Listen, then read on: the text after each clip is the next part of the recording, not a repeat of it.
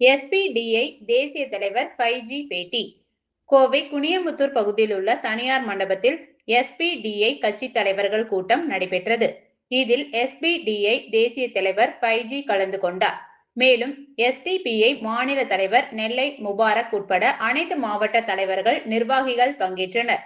இக்கூட்டத்தில் கோவையில் மூலப்பொருள் வங்கி மற்றும் விலை கட்டுப்பாட்டு வாரியம் அமைக்க வேண்டும், சிறு தொழில்களை பாதுகாக்க வட்டி மானியம், ஜிஎஸ்டி சீரமைப்பு, மின்கட்டண சலுகை வழங்க வேண்டும், கோவை மற்றும் திருப்பூர் தொழில் மண்டலங்களில் மெட்ரோ ரயில் திட்டத்தை உடனடியாக மத்திய அரசு செயல்படுத்த வேண்டும், ஈரோடு மாவட்டத்தில் தேசிய மஞ்சள் வாரிய கிளை, பெருந்துறையில் ஒருங்கிணைந்த ஜவுளி பூங்கா அமைக்க வேண்டும், போதைப் பொருள் புழக்கத்தை தடுப்பதற்கு தமிழக அரசு நடவடிக்கை எடுக்க வேண்டும், தமிழக தொழிலாளர்களின் பாதுகாப்பை உறுதி செய்ய வேண்டும், மதம் மாறிய இஸ்லாமியர்களின் சமூக நீதி உரிமையை பாதுகாக்க தமிழக அரசு சட்ட திருத்தம் கொண்டு வர வேண்டும், FCRA சட்ட திருத்த முடிவை மத்திய அரசு கைவிட வேண்டும் ஆகிய தீர்மானங்கள் நிறைவேற்றப்பட்டது.